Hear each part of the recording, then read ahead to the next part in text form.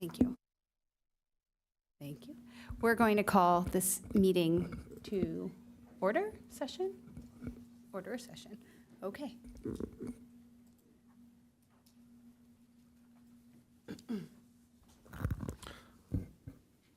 Let the record show all commissioners are present.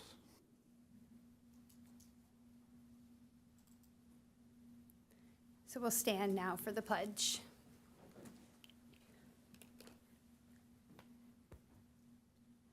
I pledge allegiance to the flag of the United States of America and to the republic for which it stands, one nation, under God, indivisible, with liberty and justice for all.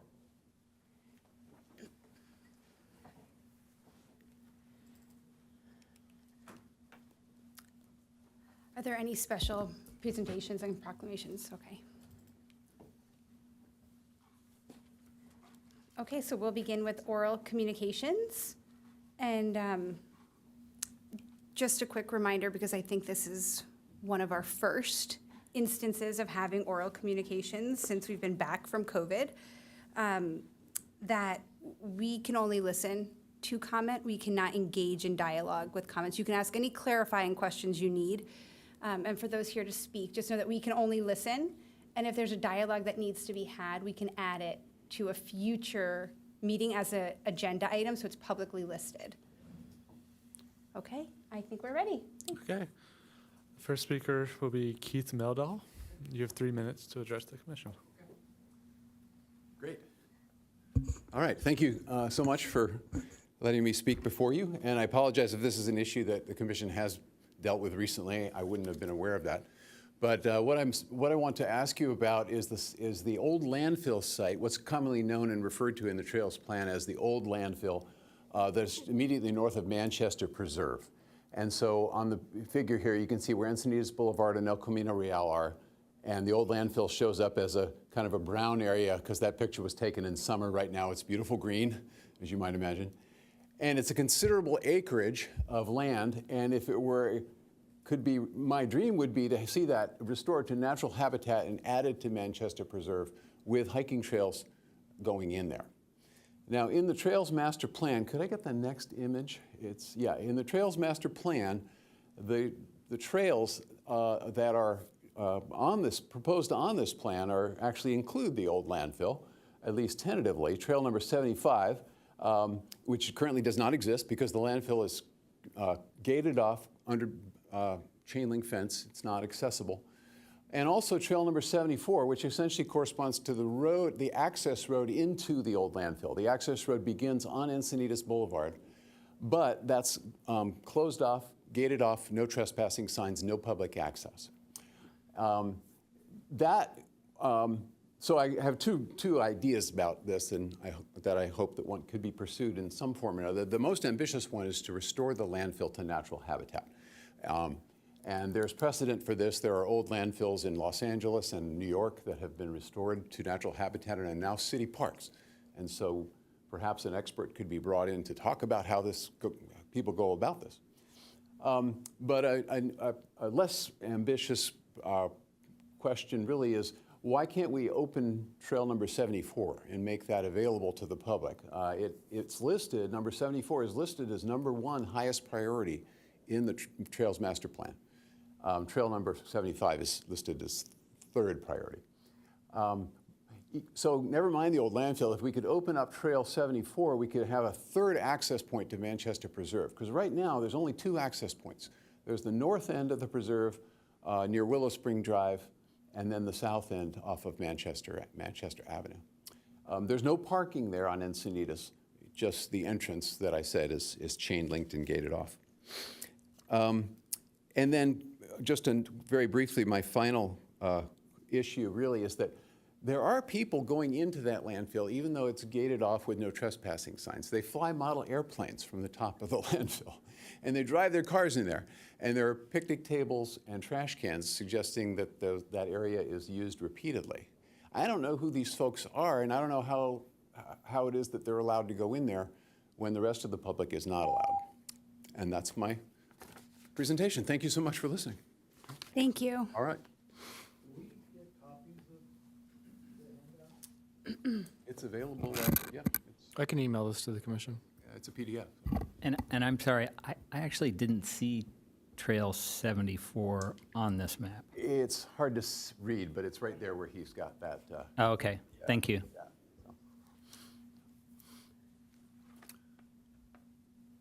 Thank you very Okay, much. thank you. Okay, and the next speaker will be Sanford Shapiro. You have 3 minutes to address the commission. Good evening. I'm Sanford Shapiro. My nickname is Sandy. I'm an Encinitas resident. And before I talk about what I came to talk about, I just want to mention there is another old landfill in Encinitas just east of the sheriff's station. And it's used by the, I forget what group, so it's pretty actively used. But I'm here to talk about the patrons of Encinitas parks. Subject dear to my heart. I was a Parks and Rec commissioner for 12 years, including 2 terms as chair. And I want to thank Brad Hansen for agreeing to lead the what I used to call PEP, Patrons of Encinitas Parks. It's the official, I say official, is an agreement with the city for it to be the official fundraiser for the Parks and Rec Department to provide funds for amenities that people want, but that are not budgeted for.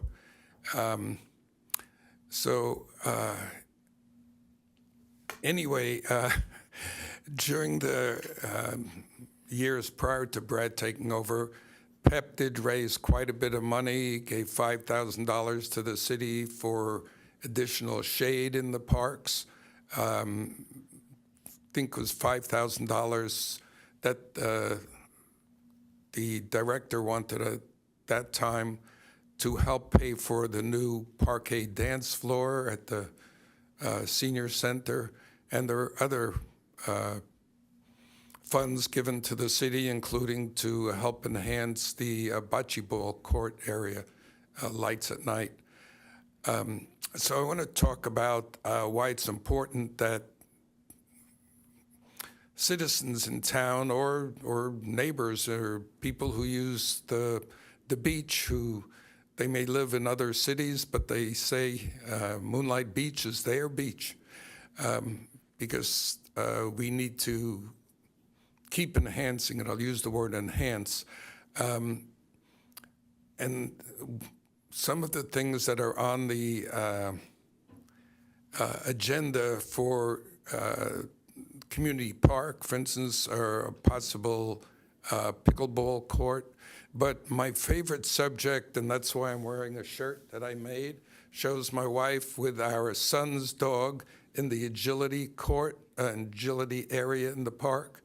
And so I'd like to, in my few seconds left, give a check to Brad for PEP.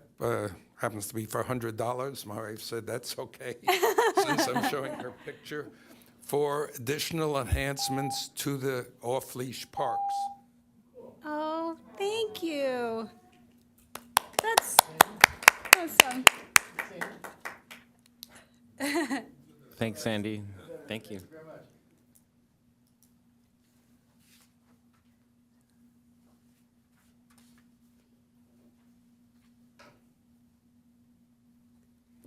Thank you, Sandy.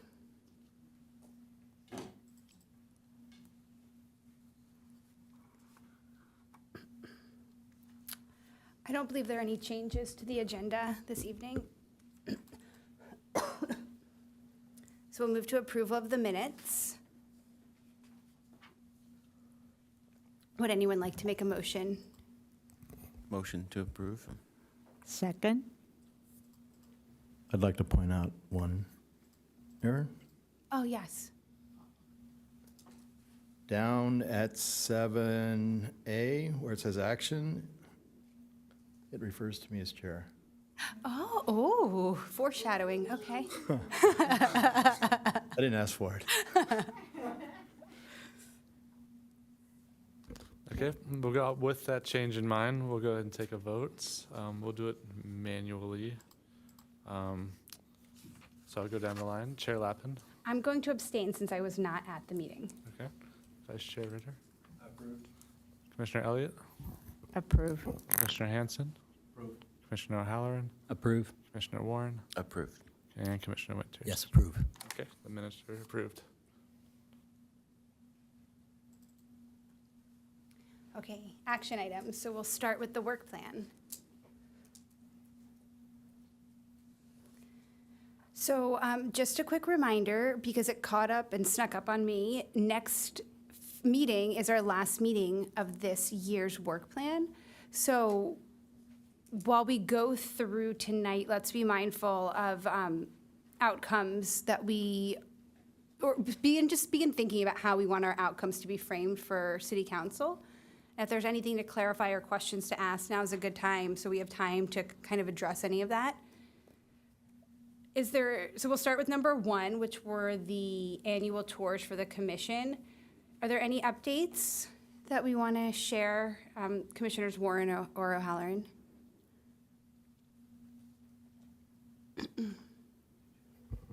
I don't have any updates to our projected outcome. I think it was pretty successful this year. I mean, I have a question, if I could, though, as Go it ahead. relates to the potential outcome we would arrive at, if Sure. that's okay.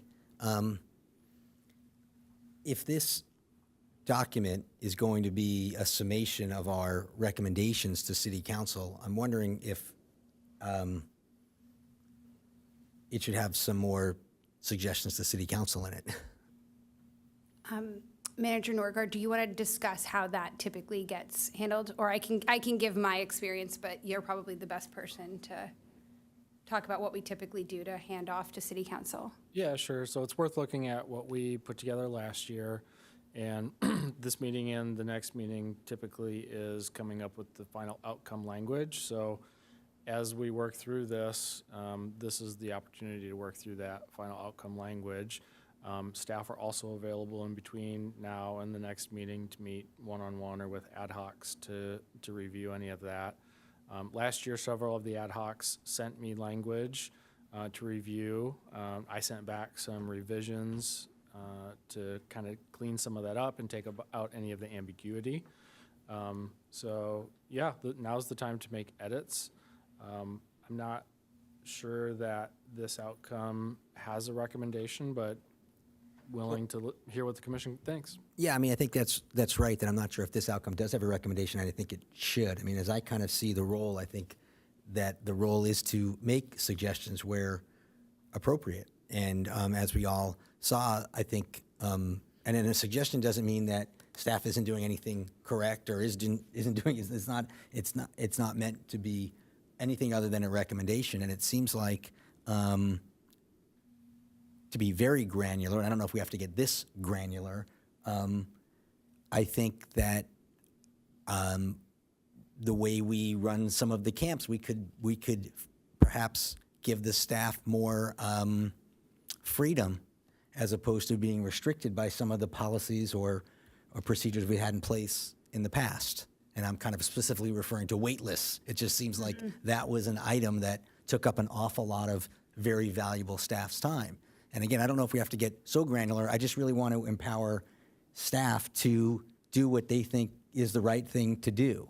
And I want them to know that I feel that, you know, we trust your judgment tremendously and want them to feel empowered to not be stuck with doing what they did last year if it's not working anymore. So my suggestion,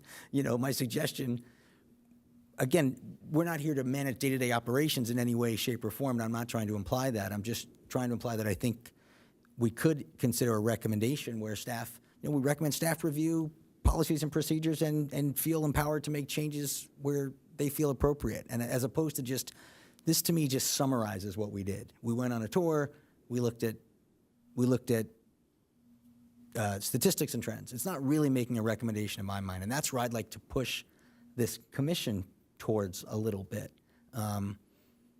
Yeah. No, I wasn't, I was on the tours. I'm not part of the ad hoc, of course, so perhaps it's a suggestion for Commissioners Warren or Halloran, but that's where I think that there's some value add that we could have. And again, it's not, and I'll say it again, just so it's part of the record, it's not in any way meant to say that staff's doing anything incorrect at all. I just really want staff, because they're a very talented staff, to feel empowered and emboldened that they can make the changes and be almost entrepreneurial in this role where it works better for them and the city and our residents ultimately. So that's kind of my overall comment as we get into what the outcomes should be. I think that's valid, and I think it's good feedback. Manager Staton, would something like that fall under you if this was something that the ad hoc wanted to just discuss? I don't know if you, wait, was this your tour? It was your tour. Where If you're speaking specifically to wait lists and programs and how those function, yes, that would fall under my tour.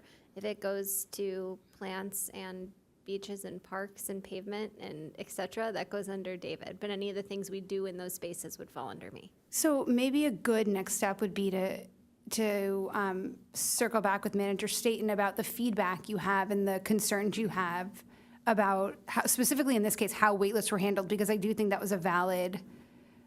Yeah, no, I had an amazing conversation about that already. Oh, okay. We did. So you know what can be done or what can't. I do, but I'm not necessarily sure it's our role to be so granular to that effect. I'm raising this as a policy for this commission. What should our outcome reflect? At what level of specificity, so that there's a recommendation to City Council and also, to some degree, a recommendation to staff. And again, anybody can say, "Thanks for your recommendation. We don't want it," or "We do want it." It's okay. I actually, I didn't have the impression that we were giving recommendations based on our tour, and maybe that was wrong. But I see the goal is more, we're becoming informed with the programs and facilities. And then from that point, I can see us saying, okay, let's put this on the work plan, or if we see, whatever it is, something that is maybe not granular, and we really, as a commission, feel this is important, we could write a letter to City Council, or we could say, let's create recommendations for City Council or for staff. I think we can do all of that. But as far as, I may have misunderstood, but I've never submitted recommendations from our tours. No doubt. I'm trying to redefine the role of the commission. And in fact, what I'm trying to do is define the role of the commission as I believe it's stated in the commission's guidelines and in the city website and things like that. So that's what I'm trying to, maybe alone, push. I like that, but our stated goal is to conduct the tours and to observe, so I'm not in the mindset that we can. I'm all.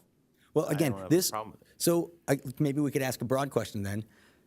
The work plan that we worked on, that now we're going to complete, what was the point of that work plan, and what is the end result of it? To me, I think the end result was these are the items that we thought were important, and maybe we have some suggestions to City Council on it. I personally think that's a valid observation of the work plan, and it's something that I think we should consider when we write up our work plan items for next year, and that we consider including the phrasing around making recommendations about anything we observe or learn. I also think it's valid if we want to make those recommendations as part of these outcomes. I think we should go ahead and do that. Yeah, I think that's fine. Yeah. I also support Commissioner Winter's thought in the sense that the whole goal of any city commission is to be an advisory to the City Council. And they're looking to us to bring them information that we see, that if we have new ideas, or if you look at a lot of the commissions, they're regularly sending information to City Council for their consideration. I mean, if you look at what the Environmental Commission has done and their various proposals, whether it's the Mylar balloons or the cigarette banning or plastic bags or gas appliances.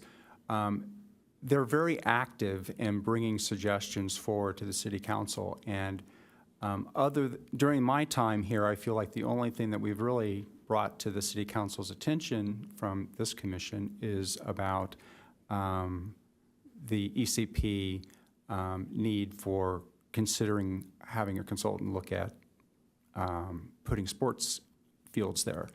So I do feel like that's one of our overarching reasons of being, and that we should consider that more, not only now as we wrap up this work plan, but then also really kind of have that in the back of our minds when we're thinking about what we want to do next year.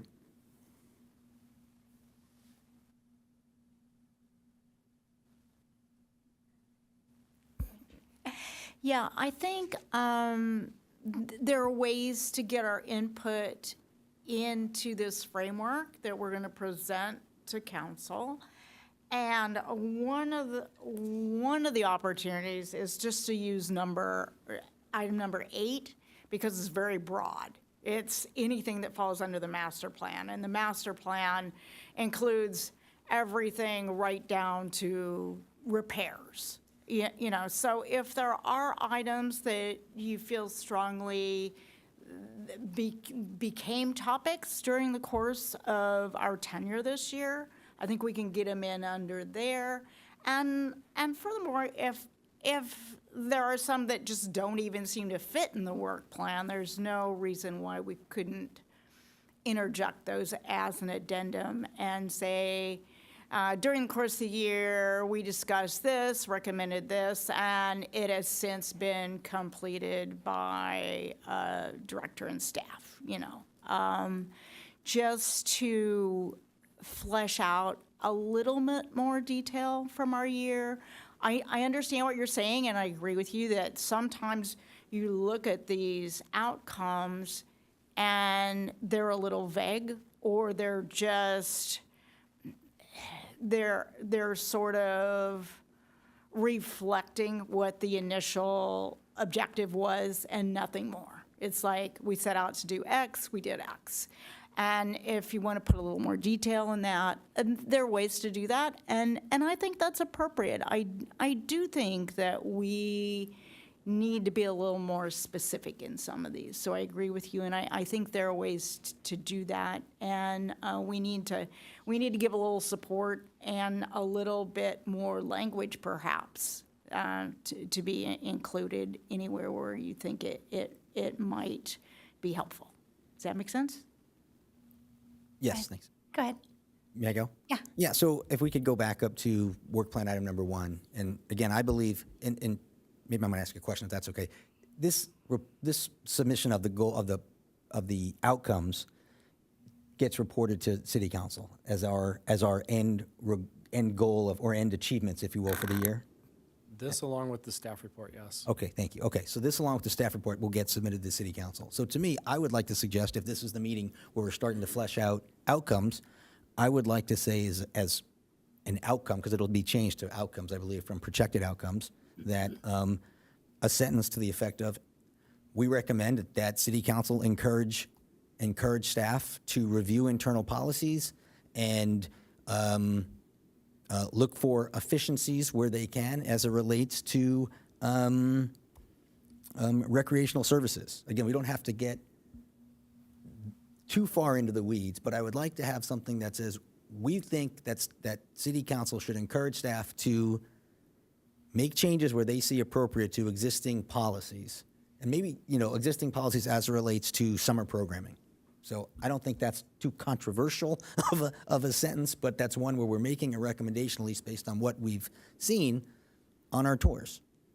I mean, that's as an example of a potential outcome. I agree. I think we're engaged, educated, and remaining aware. All that is a little bit more language, a little bit more detail. So I think, to Commissioner Elliott's point, anything on here relating to the master plan, we could add more language. Correct? Is that right? Yeah, just, I would caution the commission to steer clear of operational issues and really focus on what is actually on the work plan, while the item 8 is broad and large, staying true to the spirit of what the work plan's for. Excuse me, I would like to also recommend that this be considered for next year's work plan. And I'm not saying don't do anything for a year, but I know that recreation and programming is something that we're trying to put a larger focus on from the commission perspective. And I think there's probably a lot of information that I know I don't have about what's available to staff and all the reasons for doing and not doing. But I think if it is something on the work plan, there's probably a greater ability to dig in and make recommendations specific to how these things are handled. Go ahead. Yeah, so I'm not qualified to make any specific recommendations, nor am I making any specific recommendations. I'm just think that the suggestion to City Council should be for number one, for work item number one, should be encourage city staff to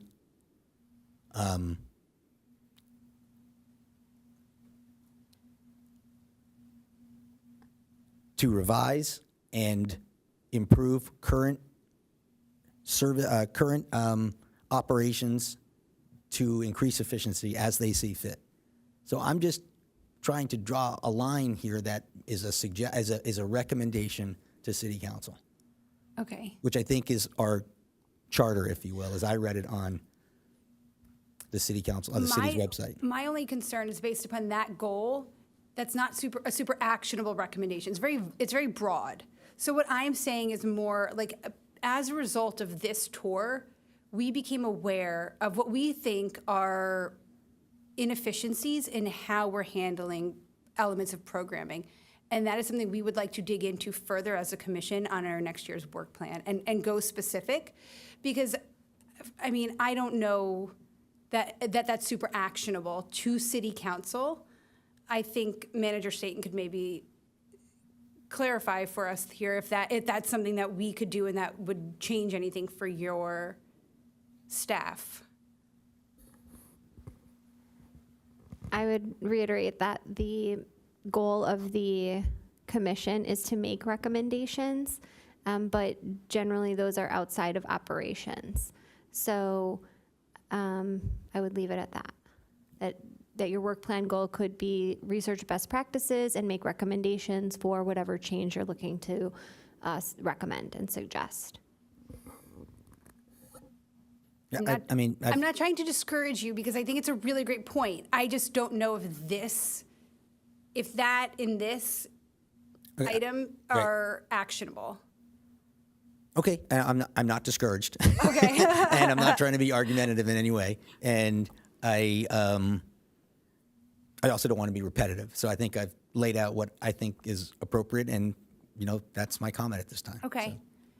And this is Manager Staton. I would be happy to discuss, it sounds like one key item with the ad hoc committee or any commissioners that have questions based on that as a sidebar. Thank you. Did you want to say one? I also think that it's not a purely operational thing that we're looking at, and it can also be something we can consider doing as a future agenda item. And I think it is kind of this idea of a balance between what the community wants and what the park staff can provide efficiently. And so perhaps, maybe having more discussion and maybe having some public speakers invited to kind of share their experiences for us to maybe provide a more in-depth recommendation. Because I think that's really what we're speaking about is how much do we balance the community's current desires and needs with our current park staff abilities to provide that very customizable service. Okay. I'm going to move on. One last thing. Okay, go Sorry. ahead. We did have an actionable item that came out of that tour, and I think we may have we had previously talked about the security camera issue at at the community center, and I'm not sure if we would record that here or it's already been taken care of. You know, so I think that's another excellent idea that could be recorded here. That's a very specific idea. However, I've also been told by staff that that they believe that it's going to be in their budget and going to be achieved. But I don't think there's any harm in putting that specific item here as well. So that's the difference, if you will, of the conundrum of it. I'm happy to, actually, I think that's one that could be very specific and I think is a great one to put here, and I wish I would have thought of it. Because I really don't want to get into the day-to-day minutia operations of it, because that's not our expertise, and that's not something that we're, you know, I think supposed to make recommendations about. I think it's a little bit more of a larger issues, you know, and I'm not trying to get into the day-to-day operations of what's going on. We've got very, very talented people that handle that. But I think Commissioner O'Halloran's suggestion is an excellent one for something here, and that's exactly came out of what our goal was. That's why I was trying to have one that a second suggestion that was not so in the weeds. Maybe chair thinks that's too non-actionable, so maybe that's the where we can try to move the goal lines a little bit to the middle. But I think that's a great, to me, suggestion that could go in here. However, I've also been informed that you don't need to do that because I've been informed that they believe they're going to get those cameras, which I think is awesome. Yep. I just think that I have no problem putting that as again a suggestion, which I believe is our role. And that did come exactly out of those tours. So Commissioner Warren, should you and I, with Commissioner Winter's input, draft some additional language for this and work with the park staff to refine that language to put it in here? Yeah, I think that's a good idea because we've submitted reports before. Okay. In addition to just the 4 sentences, and I think that's what we're looking for, and just going on record at a minimum on some of these things. So yeah, let's do that. Okay. Okay, thank you. Okay, item number 2, attend city-sponsored events. It was so nice to have events again this year. I'm not sure if there's anything really to add on this one, but I'll open it up to the commissioners if anyone wants. Oh, go ahead. Yeah, we have to add Cyclovia because it was like way cool, and there were a whole bunch of us there. Well, I actually have some photos and some commentary that I'd like to share with the commission regarding our Cyclovia Parks and Recreation Commission's pop-up park.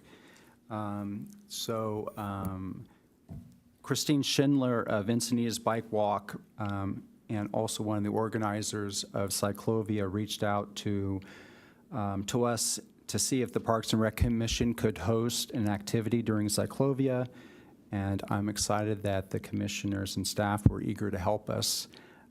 So here you can see the early morning crew out there with a cool sign that Nick Buck had designed and made up for us that we'll use for future pop-up parks.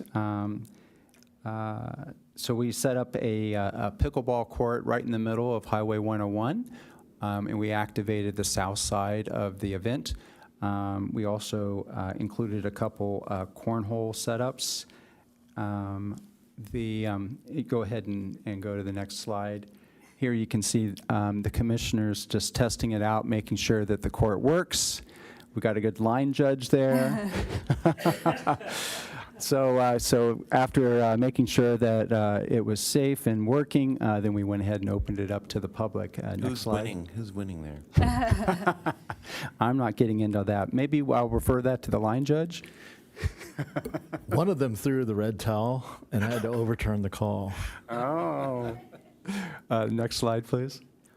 We had, Nick Buck worked with us in providing us tent and table and chairs and canopies and also the flag. So it kind of helped provide an end to cyclovia on the south side, and still have something that was kind of interesting to see.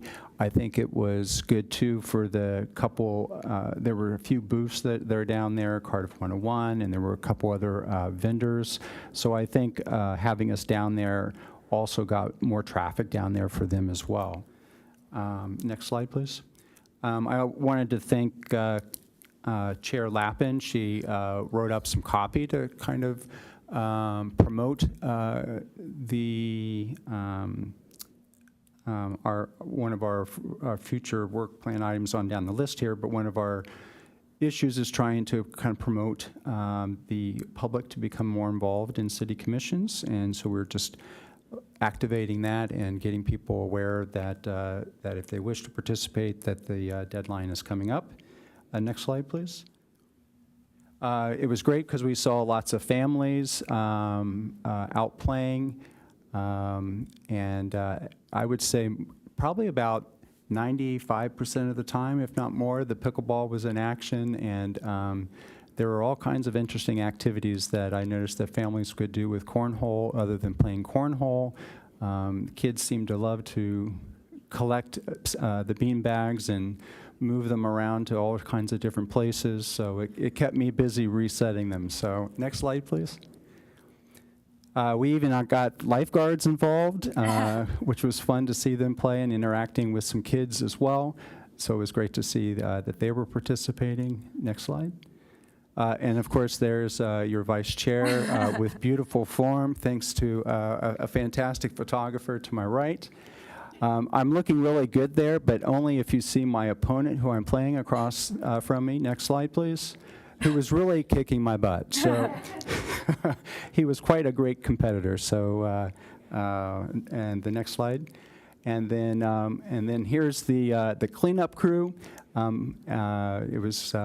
It was great to be able to work with all the commissioners that were available to participate, and I do hope that this is something that we will do from here on out as something that we will do to promote cyclovia, and then also just maybe this whole pop-up park idea that we might be able to do for other city activities as well. I think it gets us out there, it promotes Parks and Rec, and it's just a really fun activity, and it's great interacting with the public.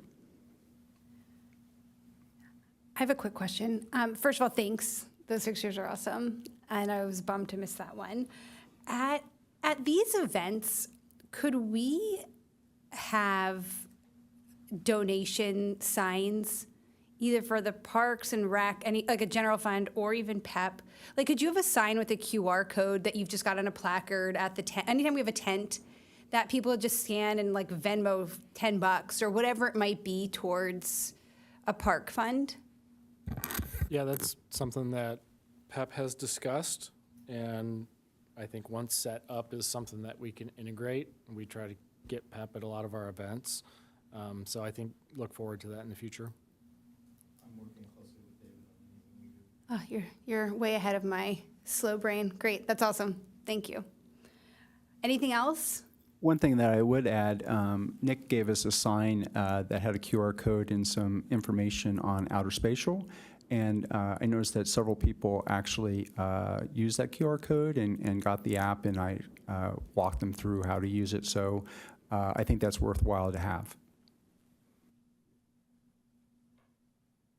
I'll just add that I heard a lot of really positive feedback about the pop-up park idea, pickleball in particular. Obviously, it's a pretty hot topic in town right now. And I also like the idea of trying to do it at other events. You know, there is the nationwide parking day, but it's also cool to get outside of one parking space one day a year and recreate that over and over again. Okay, we'll move on to item number 3, which was bringing in guest speakers. I will also note that we were supposed to have a guest speaker today, but they let me know ahead of time that they had a business engagement that they couldn't miss. Okay. So we'll look to reschedule them. Okay. And I don't think we have anyone for February right now. Is that correct?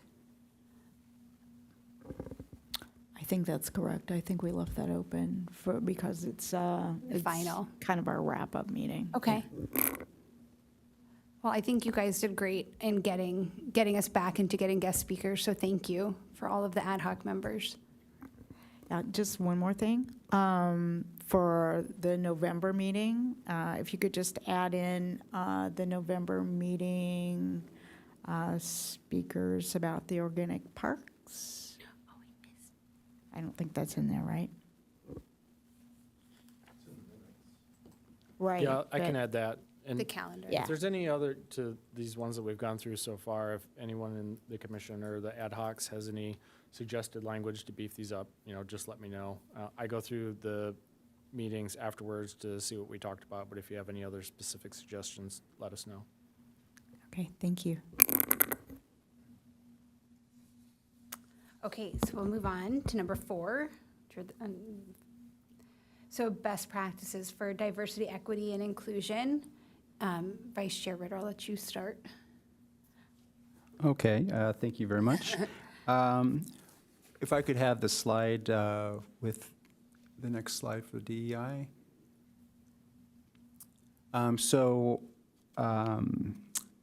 I connected Mario Ordonez Calderon, who's a co-founder of Amar de Colores, to Manager Staten and Norgard. Amar de Colores cultivates and inspires inclusivity, diversity, and ocean stewardship through surf therapy for children of color and underserved youth. I personally worked with Mario while I was on the Encinitas Equity Committee.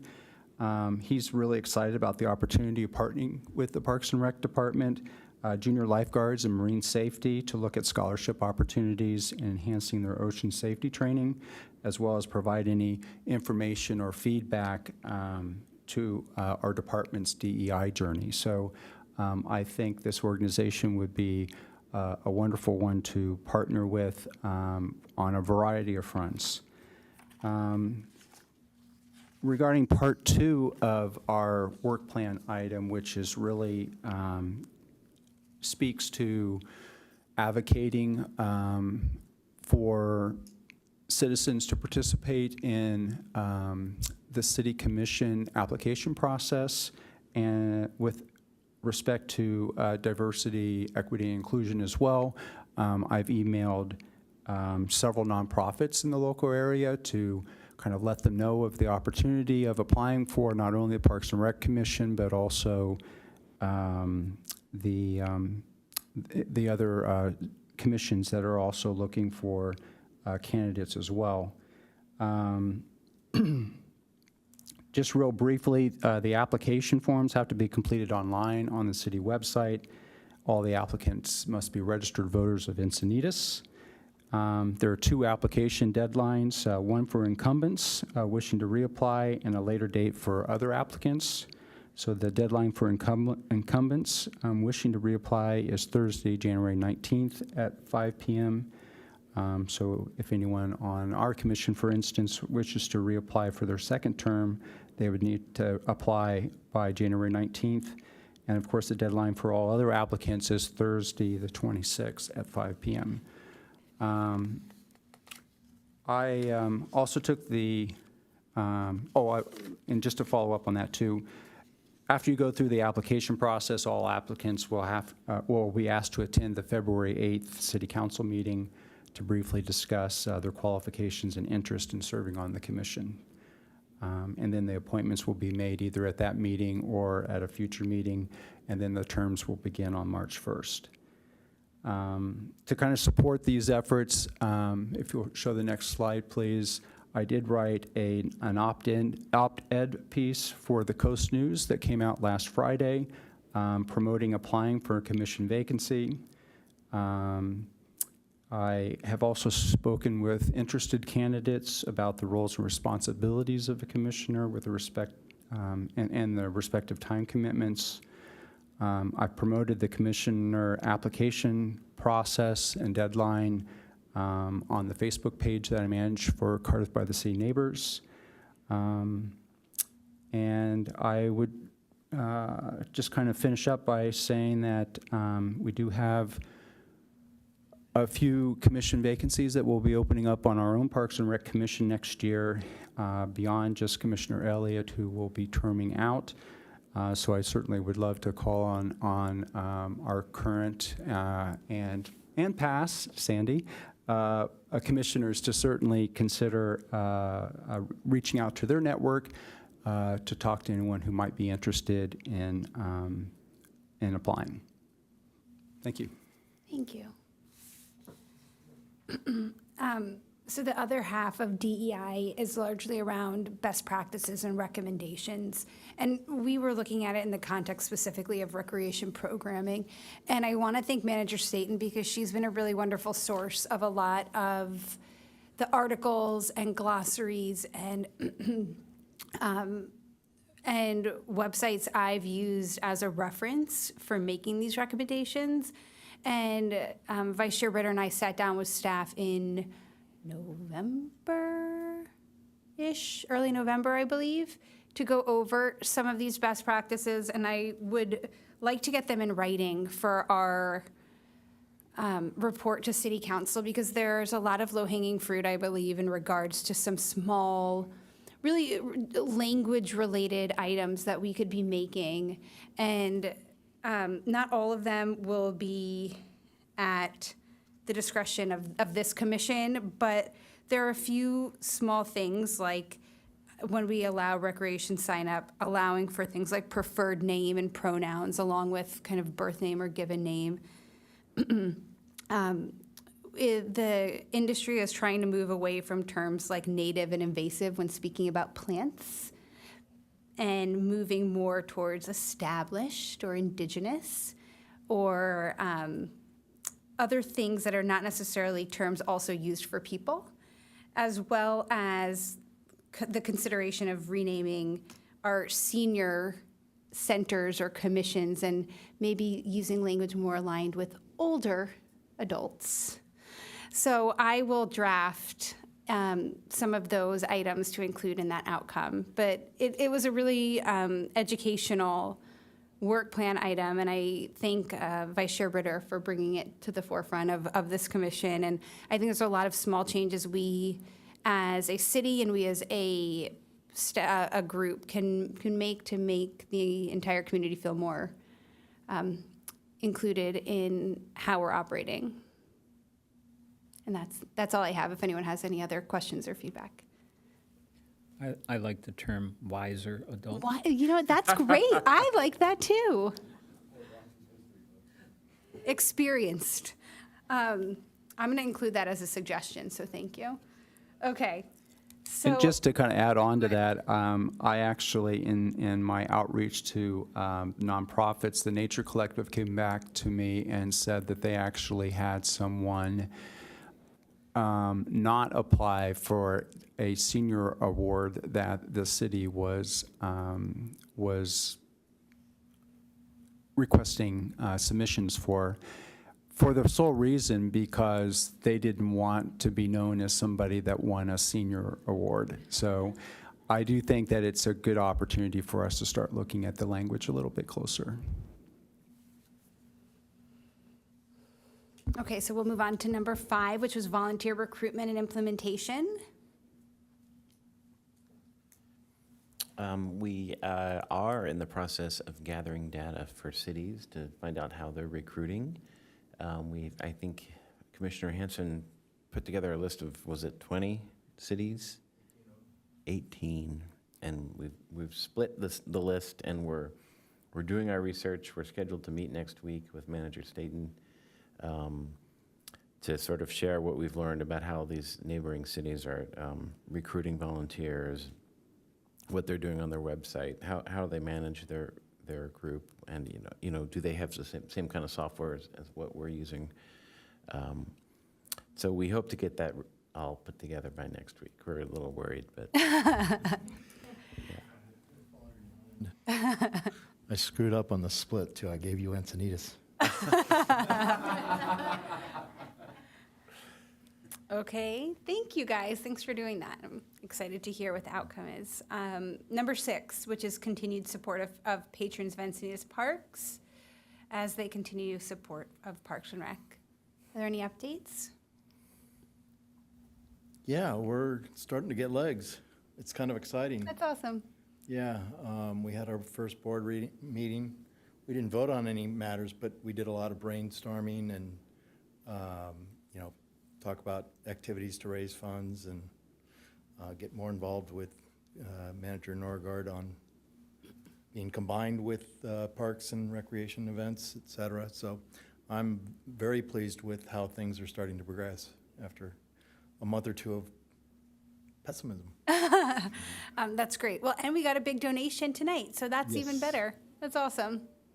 We found a new supporter that's really excited. I've been pitching PEP for years, it feels now, and people are nice and they go to the meetings and they say they want to help, but actually found someone who's like really wants to do it. So Oh, we're that's great. excited. Those people are hard to find, so that's exciting. Yeah. Congratulations. Okay, number 7, which was research and planning for outdoor adult fitness equipment. Well, you'll be glad to know I don't have any photos for this item. No, actually, photos makes it fun, right? Particularly when you're in the photos, right? All right. So on this particular work plan item, I think that next year will be exciting. And I think this year, or actually the last 2 years, we've just been kind of getting our legs and trying to figure out, well, how can we do this? But I really feel like this next year that hopefully the commission will want to continue this work plan item because there are some great opportunities coming forward. I know that Manager Norgard is actually putting together a resolution that he'll be giving to City Council tomorrow regarding state funding that would become available for Orpheus and Wiro parks for the playground replacement. And in conjunction with that, we'll also be looking at the opportunity of adding some adult fitness equipment, likely at just the Orpheus location, just because it makes more sense there. But I thought maybe he might give us just a little bit of a idea from a time frame standpoint as to what we would be looking at from the time when the resolution goes to council, how that process all works out, and then we'll be going to getting in a consultant. This is called a sneak peek. A sneak peek, yes, a sneak peek. Yeah, happy to report on that. This is actually something I'm pretty excited about. So we do have an agenda item going to council tomorrow to adopt a resolution which will allow us to apply for and accept state grant funding. That state grant funding is specified in the state's budget, so it's coming to us. We have to do the resolution because the grants are administered by California State Parks, Office of Grants and Local Services, so this is one of the ways that they measure and verify and make sure that there's transparency and tracking and all those things. So that'll be the first kind of administrative step in releasing the grant. So that will go tomorrow. It's been it's a big milestone for us. So there's actually, I think, 6 grants total. 4 of them are coming to parks. 1 is going to engineering and 1 is going to fire, life safety, and lifeguards. And so after that, we will be able to apply for the grants. The application package is much simpler than a typical grant. In fact, the scope statement is limited to 30 words, which is pretty great. So most of the grant application comes through getting your title report or your grant deed or whatever it is that shows that you're the underlying landowner. So there's a little bit of time in there, but we've already started that, and we should be able to turn those around pretty quickly. And then we will actually enter into contracts for each specific grant with the state. And so I think that those administrative steps are going to take just a couple weeks, 3-4 weeks.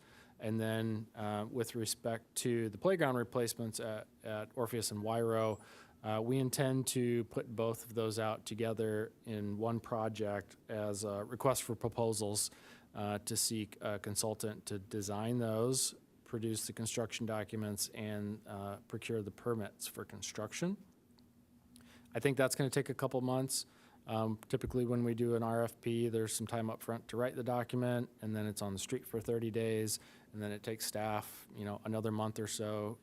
You form a committee, and the committee grades each of the RFPs to rank them. It's a pretty standard public contracting code approved process for procuring consultants. But I think that we should be under contract and have a consultant hopefully this summer, at which point we'd be able to bring the ad hoc on to provide input at the beginning of the process with the consultant. What I mentioned to Commissioner Ritter earlier was it'd be great to have the ad hoc there with information when we do the project kickoff meeting with the consultant so that it's integral to the project and not some sort of add-on or, oh, and we also want to do this. So we have the flexibility with the grant funding and our timelines to be able to do that. Go ahead. I just have one quick question. If we're successful with the process of receiving funds, does the allocation of those funds, is that predetermined by what equipment needs replacing? Or could you say, this park is getting a higher level of utilization than that park, so therefore we think we should dedicate more resources to that park than this one? Or just kind of curious if you're familiar with the flexibility you have if you receive the funds to kind of how they're deployed, I guess, between those two parks in particular, and then maybe in a little bit in general, if you could expand on that a little bit. Yeah, so there's not much specificity now, and part of that will have to do with how we put the grant application together. There's a section in there that talks about costs. So you could split it 50-50, 60-40, and we have the opportunity to do that now, and the grantor is largely flexible about your scope. So if we start out at 50-50, we do design and bring in the ad hoc, and we have some other ideas, and we realize, hey, we can make them both work, but it's going to be a different split. We have the ability to go back to the grantor and amend our scope document, and it's not an issue. Wow, how exciting. Congratulations. That's a really big, first step. So I'm excited to see how it progresses. Okay, number 8, which is related to the Trails Master Plan. I missed the November meeting, but I understand that Outer Spatial is now live. Do my other ad hoc commissioners have any updates they want to provide on this?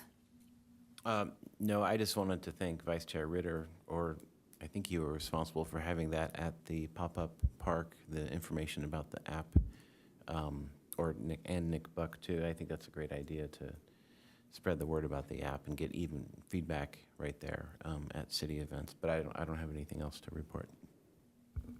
Go ahead, Manager. We had talked in the past about some observations that you had seen at Manchester Preserve. Even if those aren't final, done, it would be great to send those over. I think it's worth including in this, and if it's something that we can use in the field, it would be helpful. Okay. And while we're on Trails Master Plans, can we just request, and we don't have to do it now because I doubt you have it, but from public comment, there's Trails 74 and 75. I think it would be great to just, I know the master plan is kind of your dream document, and it's not necessarily an order of how things are getting done, but if staff is able to report back next meeting about anything about the landfill and just that land in general, it'd be really helpful for the commission to just have as much information as we can about what's going on the northern side of the Manchester Preserve. Yeah, we can do that. Okay, great. Thank you.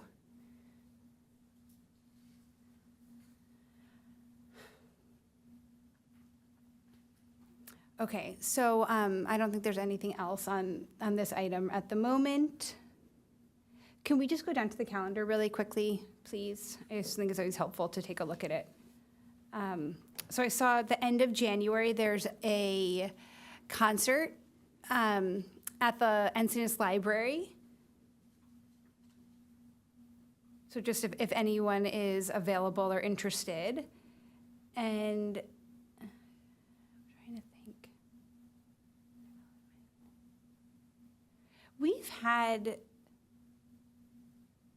Didn't we have speakers at some of our summer meetings?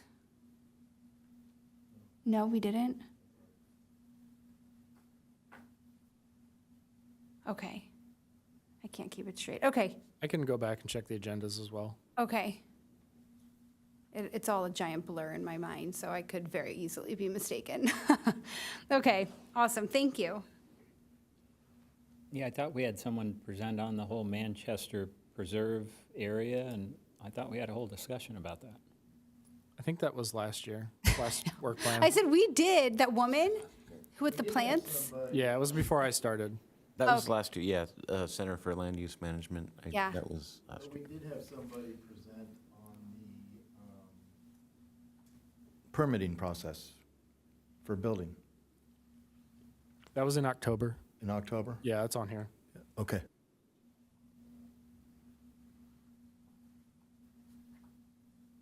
Okay. Yeah. Anything else before we move on to the next agenda item? Okay.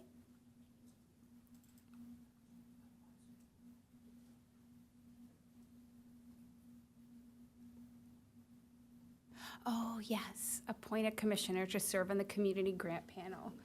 Am I at liberty to ask a question about this, if staff knows? Okay, so Vice Chair Ritter and I have both served over the past 2 years, and we had two very different experiences, and I wondered if you knew who would be leading this panel this year. 2 years ago, it was Jim Gilliam for me. Gilliam? Okay, excuse me. But last year, it was his daughter, I believe. So do you know, is Jim still involved in this? This is Manager Staten. From my understanding, it would be our arts administrator, Colette, Oh, okay. who, when Jim left the city, Colette took his role. Oh, thank you. I was not aware he left, so thank you. Yes, he no longer works for the city, but Colette is our arts administrator, and Okay. she will be spearheading the panel. Thank you. Okay, I will open it up. Well, I would like to nominate Commissioner Hanson based upon his deep involvement in the nonprofit sector throughout the community and his experience actually on the other end of it as well, where he's actually applied for grants to the community grant program. I think that he would have a wealth of knowledge and experience that would be a great benefit to that particular panel. As an advantage, I've worked with Colette before, too. So. I second that nomination. Are there any other commissioners interested in serving on this panel? Because you can nominate yourselves as well if you're interested. And I'm happy to speak about my experience if anyone is. Okay, then we'll vote. Well, Oh, we're Commissioner good. Oh, Hanson, we're do you good. accept the nomination? Okay, then since there are no other nominees, a vote is not necessary. Okay. Commissioner Hanson, I think you'll be great. So thank you for doing it. Congratulations. That was good. It is fun. I really enjoyed it. Yeah,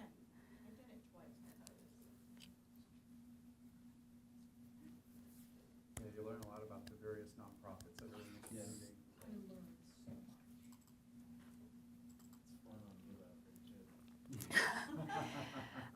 Okay, we'll go next to the park operations report.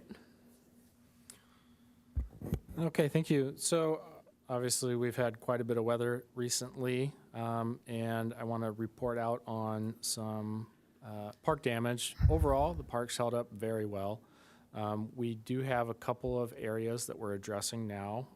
One would be at Moonlight Beach. So both within Moonlight Beach at the cove itself, and then as you are driving down to Moonlight Beach, you'll see there's a drainage channel on the south side of the road there.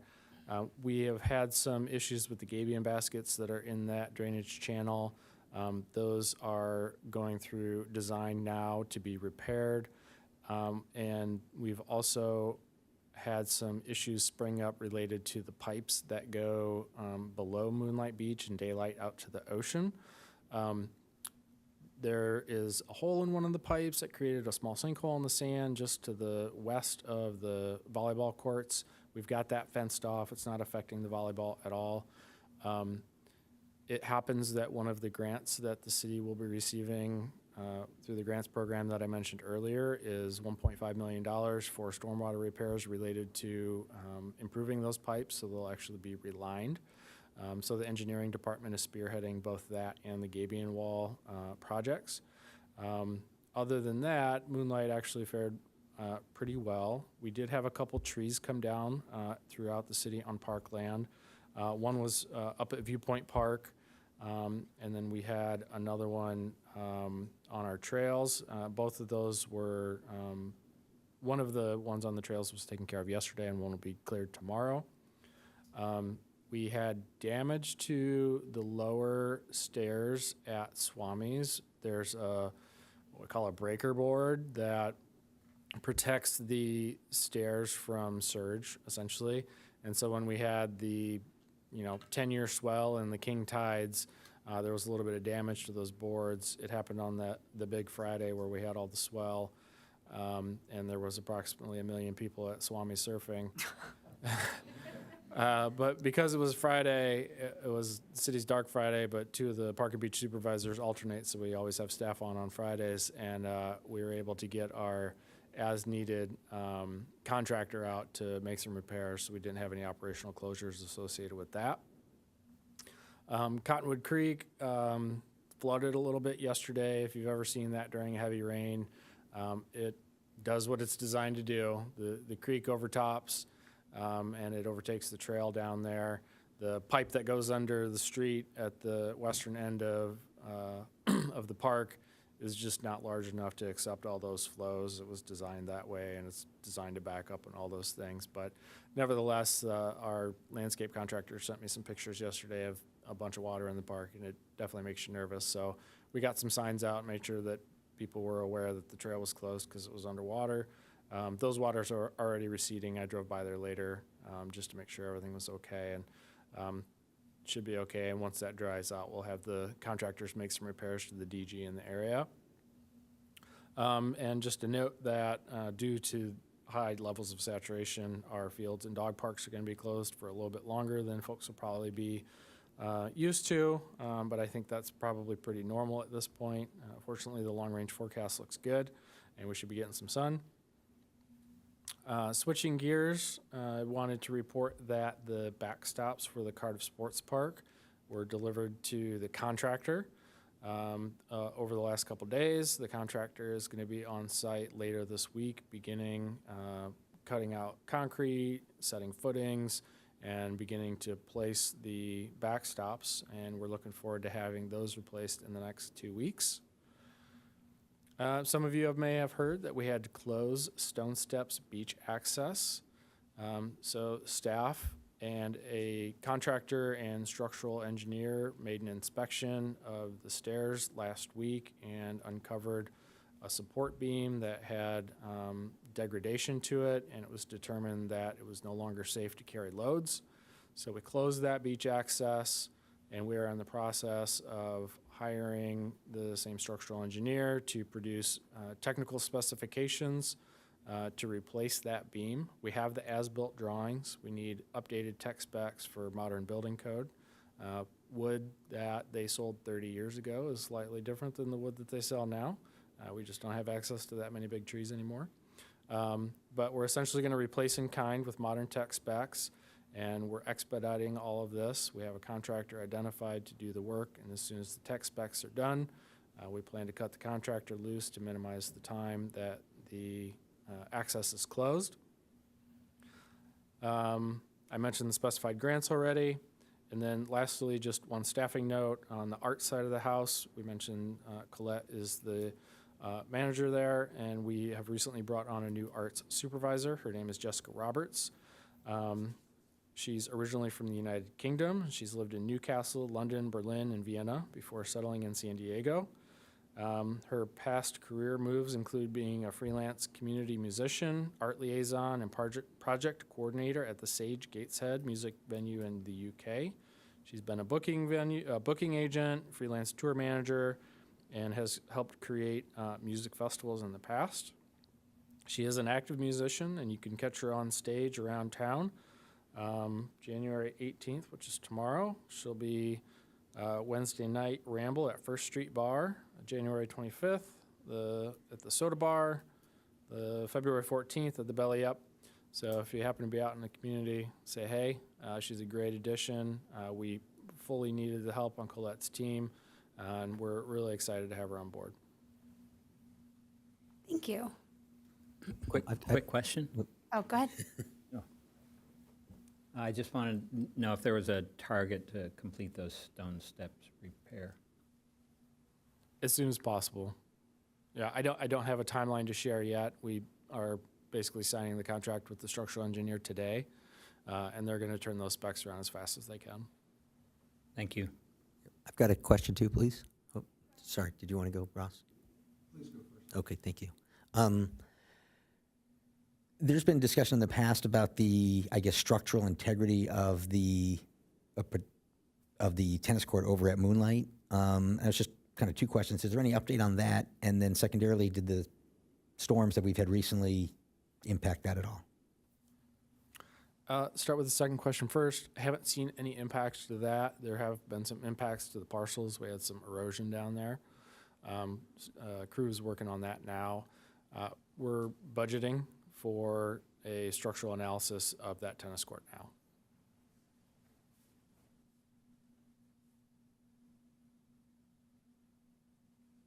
Do you have a question?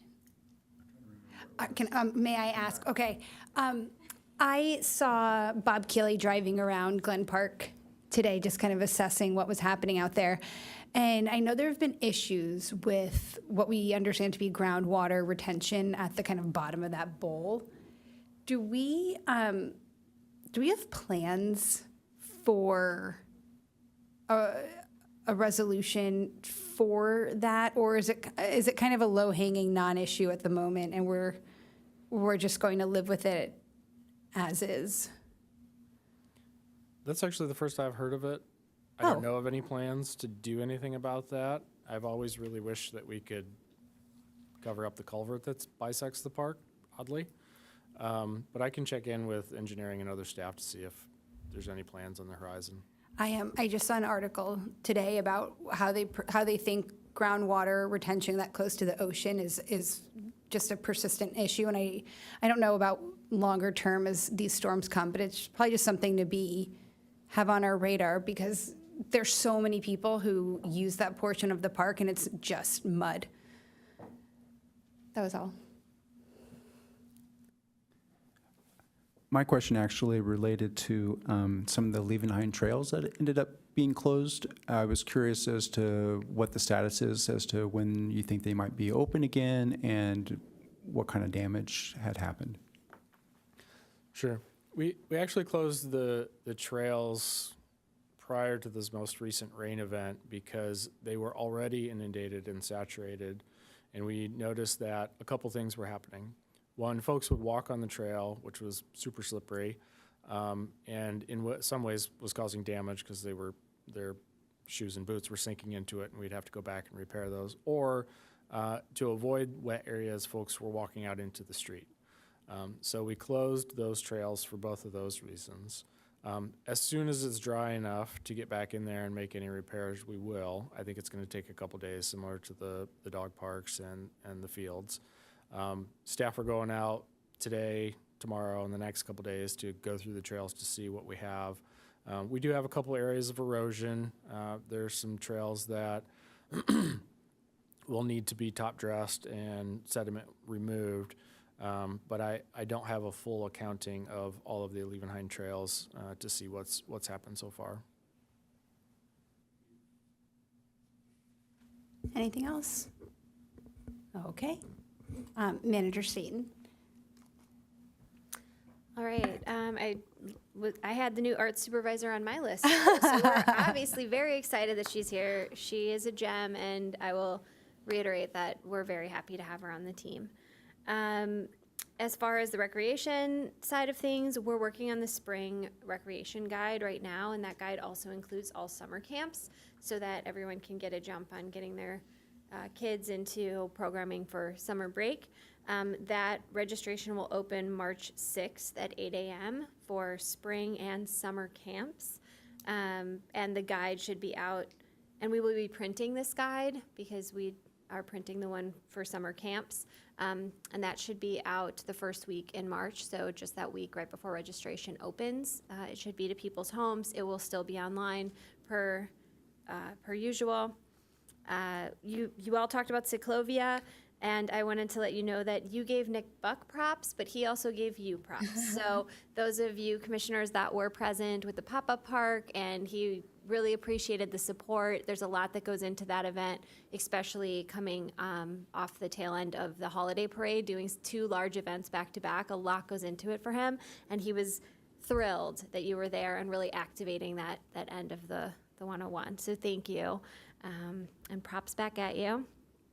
The other thing is that we had a senior dance, the New Year's Eve dance for seniors, and it is, of all my years in recreation, I have never received so many compliments of people writing in, leaving messages, like phone calls to higher management. Like, it was incredible. And so I just want to give big props to Supervisor Clinton Calkins and our EPT coordinator, Jacqueline, who made that event come to life.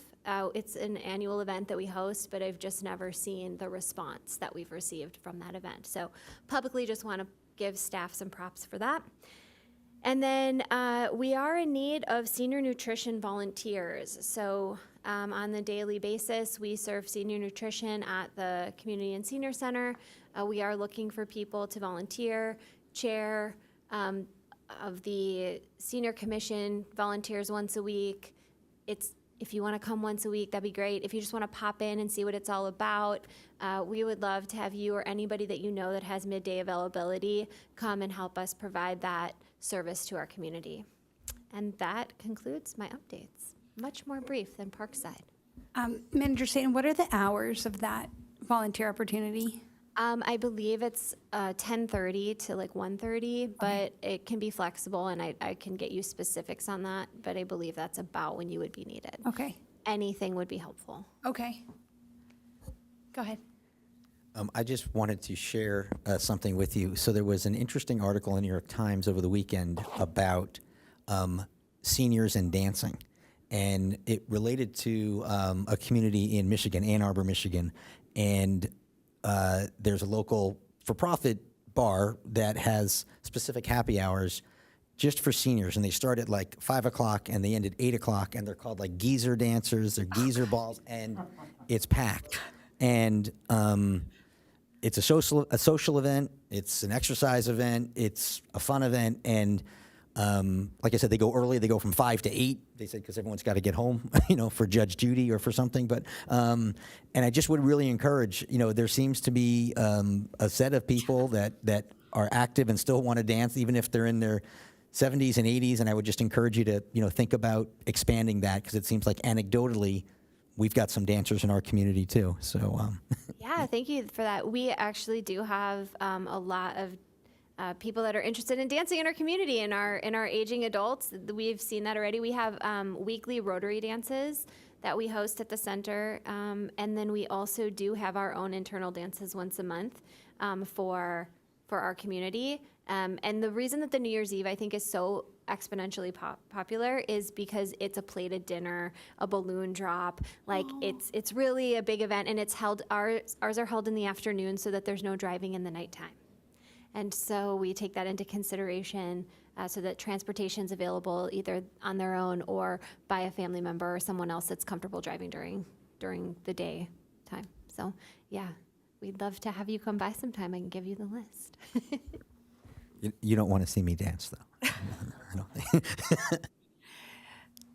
Okay, thank you. And I'm just going to say, for the record, wiser adults, experienced adults, those with a life experience that we would like to learn from. Okay, next, thank you. Are there any commission member initiated agenda items? Okay. Any future, well, no, I don't think so. Okay, we'll start with the commissioner reports. And I normally come this way, so I'm going to switch it up.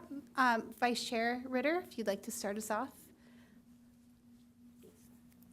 All right, well, I just have two things to say. One, that I'm really excited about the movement on the fitness court equipment progress work plan item, and that staff will be including us in next year's, or will include the ad hoc in the next year's process with the consultants. I think we've been kind of chomping at the bit to be able to actually get in there and provide some suggestions. And now that money looks like it's on the horizon, that's very exciting. The only other thing that I just wanted to do is just publicly recognize the Encinitas Trails Coalition for their $10,000 donation towards constructing new trail and trail fencing along El Camino del Norte from Rancho Santa Fe Road to Cole Ranch Road, to provide safety for trail users along this heavy trafficked road. And then I also understand that the city has received a $150,000 grant for the construction of a trail safety fence along Rancho Santa Fe Road Trail, which I don't think will pay for the entire thing, but at least it's a good, a sizable drop in the bucket for the cost that would be necessary to put in that fencing. So thank you, Encinitas Trails Coalition, for their very generous donation. Thank you. Commissioner Elliott? Yeah, I just want to say thank you to all the commissioners who participated in the holiday parade and in Cyclovia. I don't think I've ever seen a better turnout for 2 consecutive events from the commission. So kudos to all of you and to Nick Buck for pulling it together. Thanks.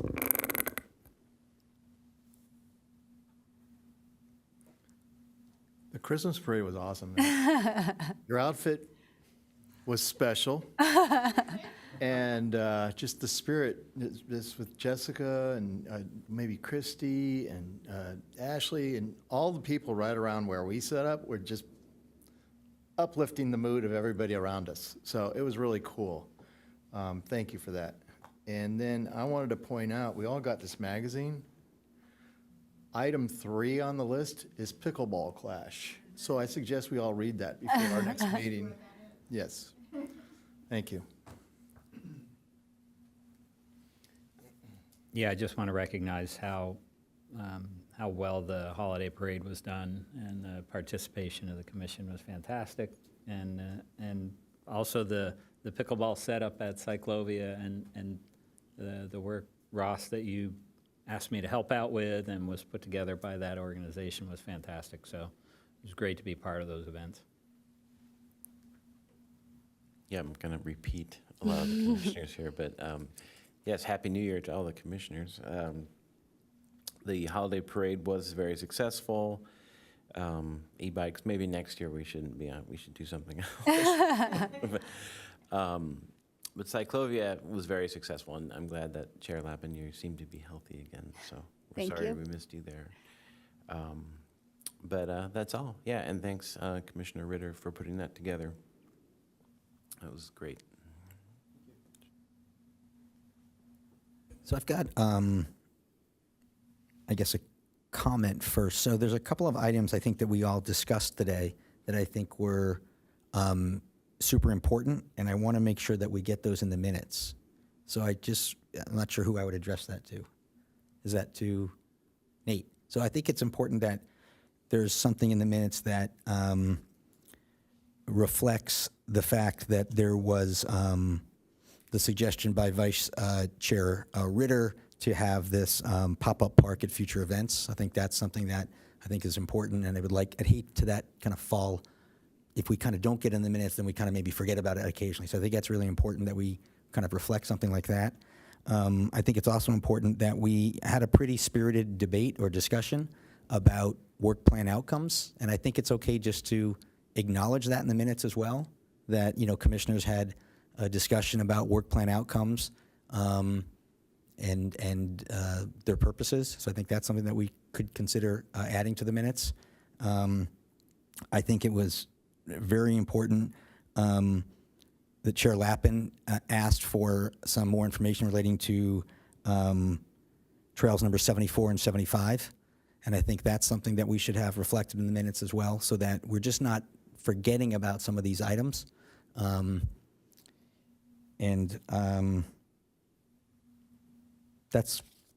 would be that's my thought at this time. So I appreciate that, and I, as always, appreciate the hard work by staff. I think they're, doing a great job and hard work, and I think it doesn't go unnoticed. And even, especially with these storms, just hearing from Manager Norgard, I was driving around town, man. I was checking it out, making sure, and that's, I'm sure it was wet and cold and uncomfortable, but I appreciate you doing that. And so I just think it's important to recognize that we've got a great staff that does above and beyond. Again, as a simple example, dressing up for the holiday parade makes people happy and makes people feel good and creates a spirit that's what makes Encinitas special. So I just wanted to call out you two and everybody that you work with. So thank you. Thank you. I don't have much to add, but will just reiterate the holiday parade was super fun. I'm so bummed I missed Cyclovia, but I'm glad that it kind of roared back after COVID years, and I'm excited to see it continue. And Manager Staten, I will have you know that my 6-year-old has made me promise that he can do a week of Seaside Day Camp this summer. The only camp he has requested, because he saw kids there last week and they were having so much fun, that he feels like it's something he needs to do. So I'm excited to get to experience a post-COVID camp as well. So thank you all for the meeting, and we will adjourn at 6:56. Thank you.